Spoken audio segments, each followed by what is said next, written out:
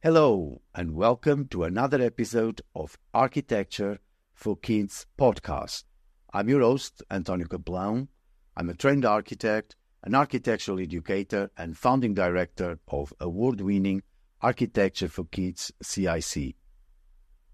In this podcast, I'm going to talk to practitioners and creatives that share the same passion as I do, to inspire and to engage children and young people to shape their built environment and the creative industries. The podcast is brought to you in collaboration with the Built Environment Trust, the Thornton Education Trust, and the Welsh School of Architecture, Cardiff University.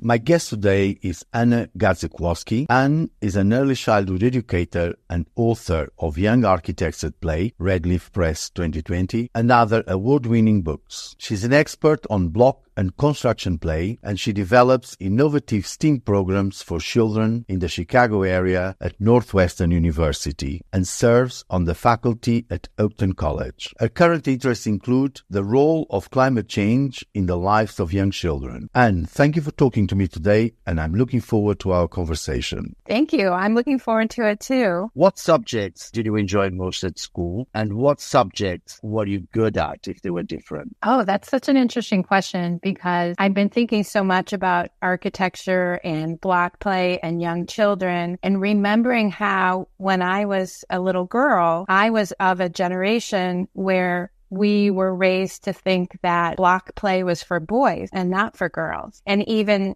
math and science were generally thought of for boys and not for girls. And sometimes I look back on my experience in school and I wonder, if I had been encouraged more, would I be an architect now, or would I be an engineer now? And a lot of the work that I've done in classrooms with children has been encouraging girls and other children who may not have received that kind of encouragement. The sciences, technology, engineering, and math, that those are really for all children. And I do remember when I was a child, I have two older brothers, and we had a very nice set of wooden blocks in our home, but I was always told that they were my brother's block, and they would let me play with those blocks, and I loved playing with them, and I loved building with blocks, but I always had the sense that these blocks belonged to the boys and not to me. I'm trying to change that now in the work that I do with children. You are an author, an educator, among other things. How did your career develop, or how did you find out what you wanted to? I think of myself as a teacher and a writer, and I write about teaching and I write about children. And throughout my career, more than 30 years now, I've been working directly with children as a teacher or as a school director. Young children, ages 3 to 5 is my sweet spot. But one of my really important, interesting experiences was working at Northwestern University in the Chicago area. And I ran a summer program for young children called Leapfrog. And this was part of the Center for Talent Development in the School of Education at the university. And because it's a large university, we had access to collaborating with professors, engineering professors, and I learned a lot about technology and robotics and things like that. It was a very influential experience for me in terms of becoming really interested in STEM learning, science, technology, engineering, and math. And we would offer classes for children in the summer, and each class was 1 week long, and we would take a really deep dive into one topic. And a lot of those topics were related to architecture and engineering. We had a very popular class called Lego Metropolis. And for 1 week, the children had thousands of Lego pieces, Lego bricks, both the standard Lego bricks as well as the specialized kind of architectural feature Lego brick. And they would build a city. And on the last day, the parents would come in and see the city that the children had built. And it was such a fascinating experience to me because they had to collaborate in such important ways. They weren't each building a house and then we put the houses together. They had to figure out scale, for one thing. They had to figure out, if my 2-story house is this big and it's the same size as your 1-story house, how big are the people who are going to live in it, and is that really going to work? They had to come to some consensus about scale. They had to use math to figure that out. And they also had to figure out the infrastructure that would support their city. They had to build roads. And sometimes the conversations would lead to discussions about electricity or about water, or even about accessibility. If someone uses a wheelchair, are they going to be able to come inside your house? This whole experience for me as an educator was really so exciting, using these materials in such an open-ended way, but letting the children lead the learning was true inquiry-based learning, where the very wonderful teachers that I worked with, they were so skilled at following the children's lead. And so that was such a great model for me. And I was able to develop architecture-oriented courses for even younger children. We had a class called Blocks and Blueprints. These were 4-year-olds who were building with blocks, and they were creating two-dimensional documents showing their buildings. That's why it was called Blocks and Blueprints. They would build with blocks on a big sheet of paper, and they would trace what they had built. And then when they removed the blocks, they had the footprint or the floor plan of what they had built. Or they might build a structure and then project a shadow on the wall, and they would trace that shadow. They were learning how to represent what they had built in lots of different ways. They could take a picture of it, they could sketch it. And my background as an early childhood educator told me that these different ways of demonstrating what we know and showing what we know deepen the children's learning, because every time they recreate it in a new way, they use a new language and they learn something new. To answer your question, I think that my work at Northwestern really set a spark or set a fire in me to explore STEM learning in a way that I had never anticipated.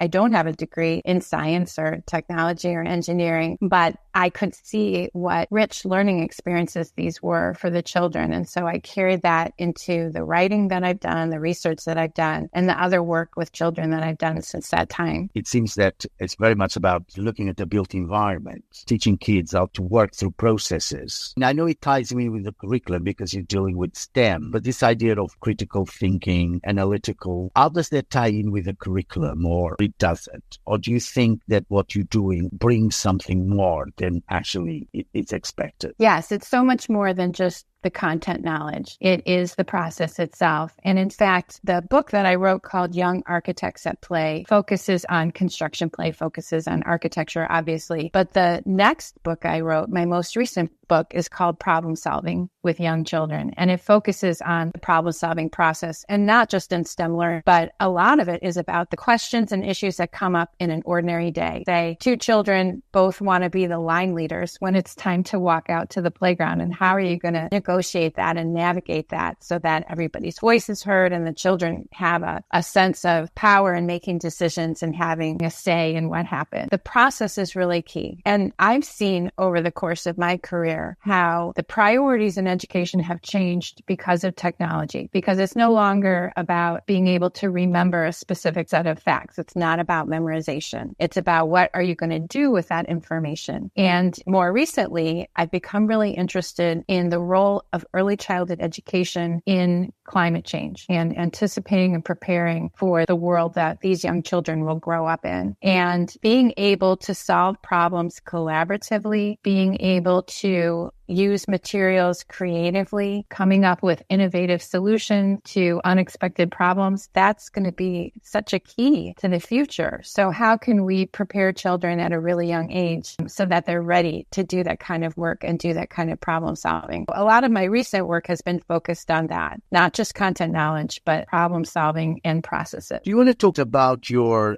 program, the one that you have about climate change in the lives of young children? What does that consist of? I just recently went to the annual conference of the National Association for the Education of Young Children and presented a session on climate change in young children. And what I talked about is the importance of play. And I spoke about 4 specific categories of play that I think will best prepare children for a future that's impacted by climate change. And the 4 kinds of play I talked about were, the first one was play that encourages a sense of joy and wonder in the natural world. And getting outdoors, of course, is the way to do that. And what was so interesting is during my sessions with educators from all over the United States, I asked them, I kind of took a poll, how many of you have had to change or limit outdoor play because of climate related events? And pretty much everybody raised their hand. Teachers are having to limit outdoor play because of heat, because of air quality, and many of their communities and families have been impacted by floods or by fire. It was really amazing how many people have had to change how they teach and how their school day is run right now, not even looking ahead in the future, right now because of climate. If children are going to learn about and appreciate and enjoy the natural world, we're going to have to be really intentional about it. It's not going to happen as easily and as spontaneously as it may have for my generation or other generations when we would just say, okay, we'll just have recess, we'll play outside. Or when you get home from school, you're just going to play outside.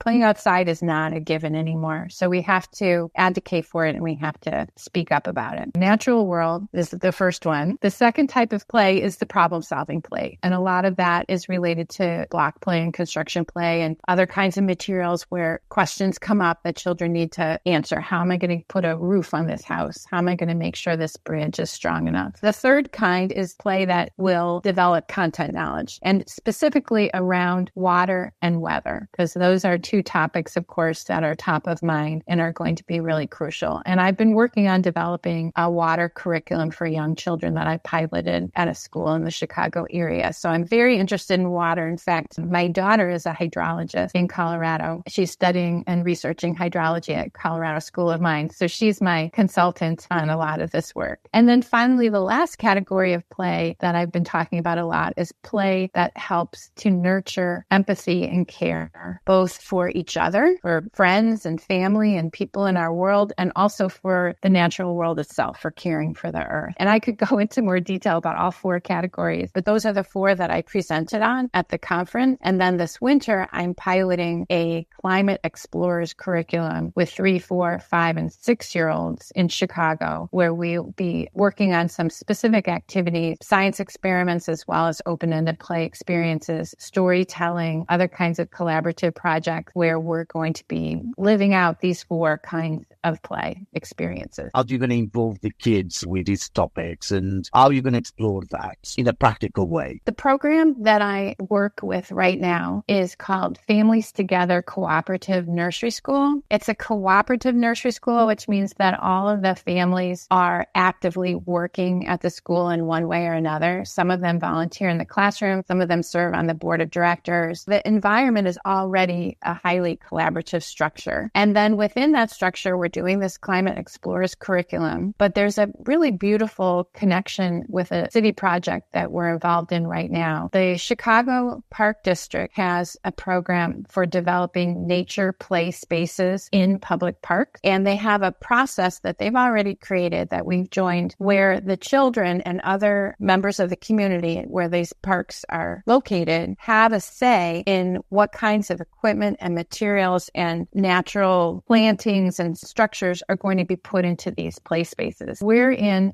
what will probably be a 2-year process of developing a nature play space in the public park that's across the street from my school. And the children have already been involved in that process, where the park district staff have come in and explained to them that there's this space and what can we do with it. And they bring in materials like pieces of wood and log and string and all kinds of interesting things that the children can play with to imagine what a play structure might be. And so they're designing models of play structures, but we're also observing the kinds of play that they enjoy in order to make some broader decisions about what could really happen in these spaces. For example, a lot of the children are really into digging. When we give them materials, they'll end up digging in the dirt no matter what we give them. That kind of tells us that that's the sort of play structure or play equipment that we would want to have in this space. We're collaborating with the children, and it reminds me a lot of what I have heard and observed in Boulder, Colorado. There's a project called Growing Up Boulder, and that is a municipal group that has been developing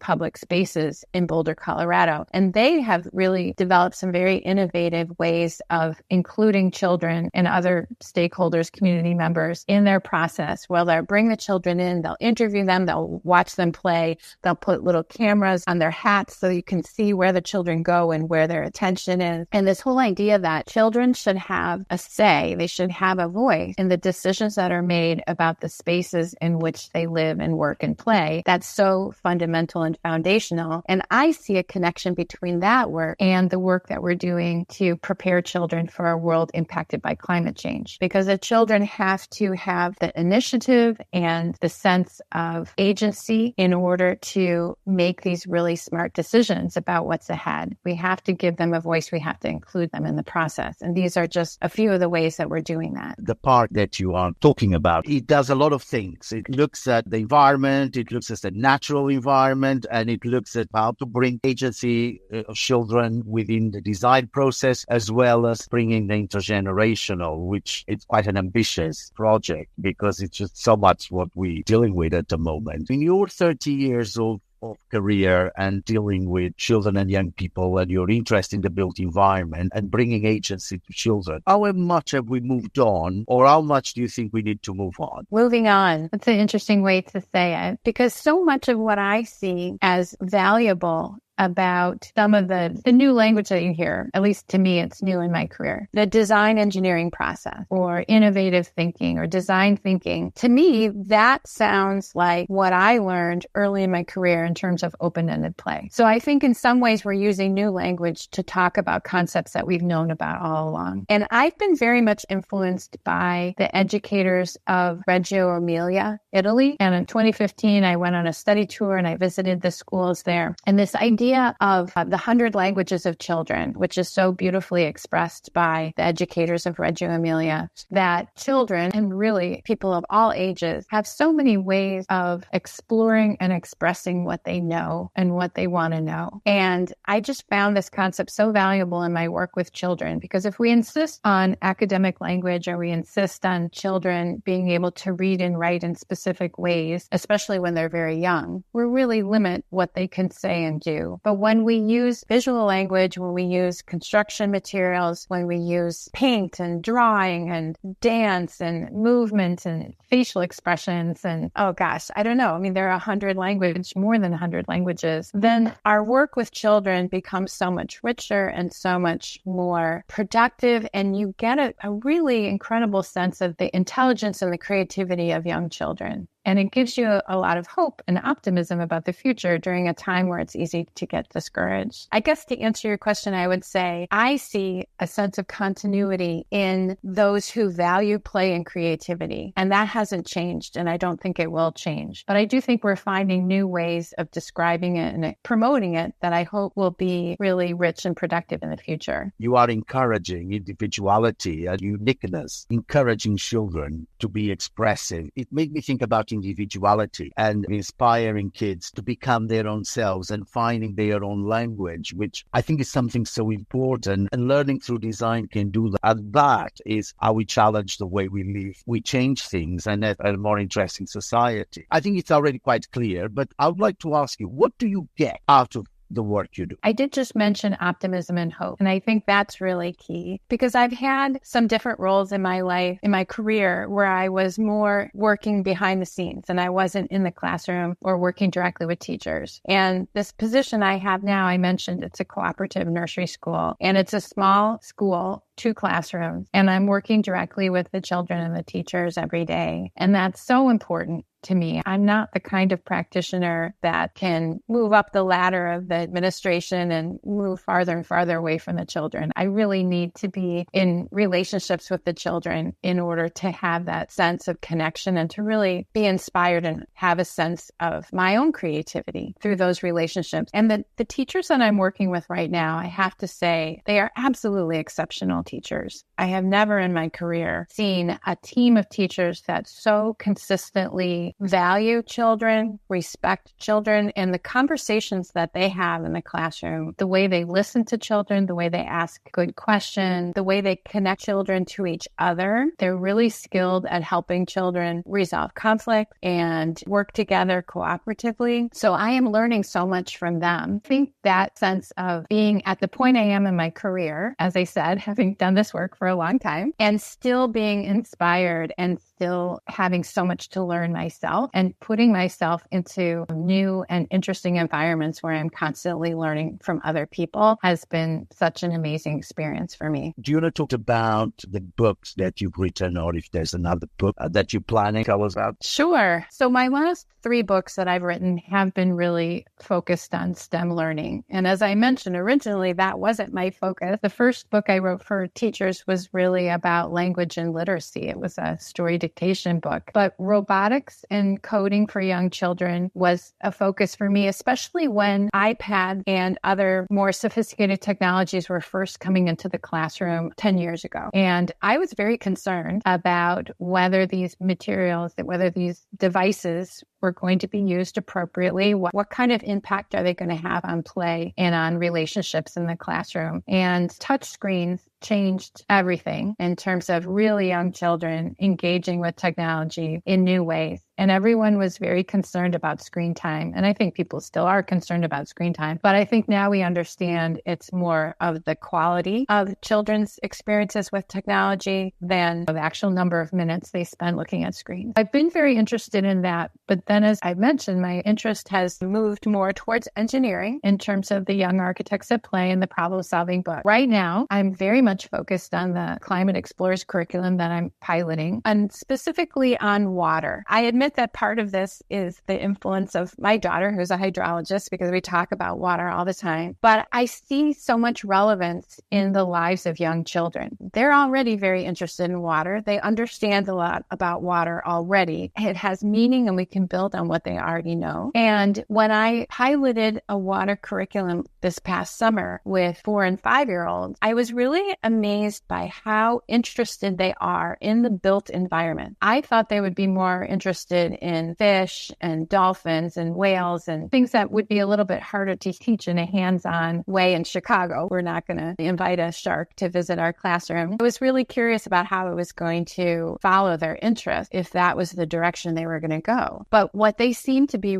most interested in was plumbing, was pipes and plumbing. And of course, we were able to find that in the school building. We went on a hunt looking at all of the examples of water in the built environment that we could find within the building. We looked in the bathrooms and we looked at the drinking fountains, and we did as much investigating as we could to see how that worked. We had a game that we played about a leaky pipe and how you fix a leaky pipe. And that was probably the funnest thing we did the whole summer. They were so fascinated by this idea of how to fix a leaky pipe. And a lot of their stories and the drawings and the things that they did in their journals was focused around the drama of a leaky pipe. I just thought that was amazing. It was so fun. And when we played with water, we had water tables, big bins of water that we would play with in the classroom indoors. We found all different kinds of pipes and tubes that we could use, and they wanted to build them as high as they could, and they wanted to pour the water in. To answer your question, my work right now is really focused on water, and I'm working on a manuscript with my daughter, a water curriculum and some water picture books that could be used with children. One of the things I've really noticed is that a lot of the current literature for young children that describes climate events like flood, it's either written for older children,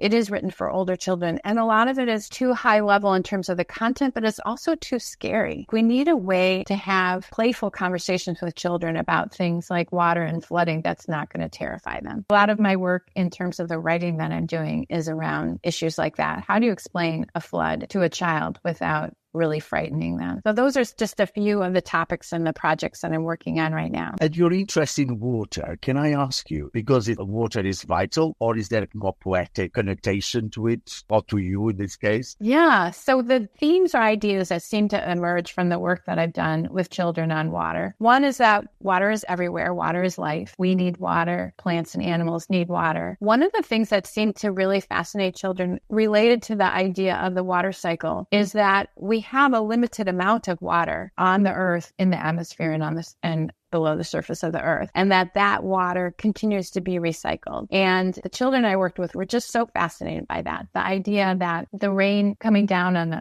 and we were talking about this at the school on a day that it was raining and it was windy, and these drops of water, these kind of sheets of water were like pounding against the window as we were having this conversation. And we were talking about, where has that water been before it came to us? And imagining it could have been an iceberg in the ocean. It could have been in someone's tea in China. It could have been the tears of an elephant in Africa. Like all of the different things that we could imagine where that water had been was magical to the children. It was so exciting to them. So this idea of water being everywhere and how important it is, but then also how much we need to protect it. Because if that's the case, if this is our water and this is the water that we're going to keep using, then we need to take care of it. We need to use it sparingly. We don't want to waste it. We need to keep it clean and respect it. There's a wonderful picture book that you might know, We Are the Water Protectors, and it's about a child who is involved in activism to protect water from pollution. The children love that picture book. We did some experiments where we filtered water to make it cleaner. We took water that had been dirty from dirt and sand, and we ran it through some different filters to see what would work best. Protecting water, but also sometimes children are afraid of water, the whole idea of floods and flooding, and they know that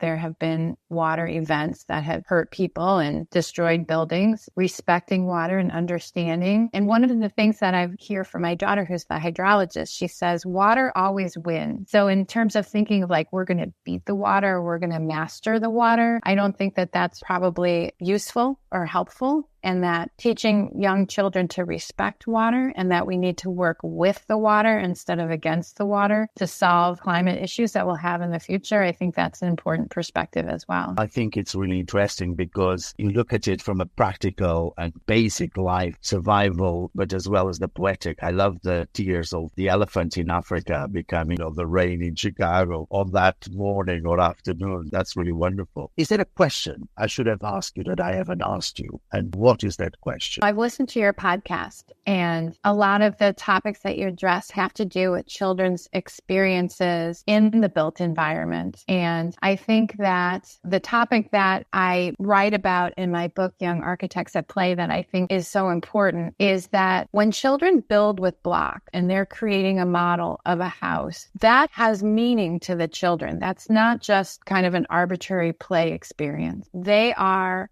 recreating and they're creating new creative models of structures that they know that are in their lives. Hopefully, they have a home that they live in. They're certainly in a school at the moment that they're making that block structure. There are train stations and airports and hospitals and libraries and all kinds of structures in their lives. I think the idea that children, very young children, have an intelligence about architecture, about the built environment, we don't always realize that. And that's why block play is so important, but that's also why it's so important to listen to children and observe children and incorporate their ideas and experiences into the decisions we make about their environment. Thank you. I really enjoyed it. Thank you very much to my guest today, to all the listeners, and please subscribe to Architecture for Kids podcast and leave your rating and a review. Recommend us to your friends and family. And to find out more about it, visit our websites, antoniocaplan-portfolio.co.uk, buildingcentre.co.uk, thorntoneducationtrust.org, cardiff.ac.uk, and follow us on Instagram, Arch for Kids CIC, Twitter, @Kaplan, LinkedIn, @Kaplan, CAPELAO. And please join me again next week for another episode of Architecture for Kids podcast, brought to you in collaboration with the Built Environment Trust, the Thornton Education Trust, and the Welsh School of Architecture, Cardiff University.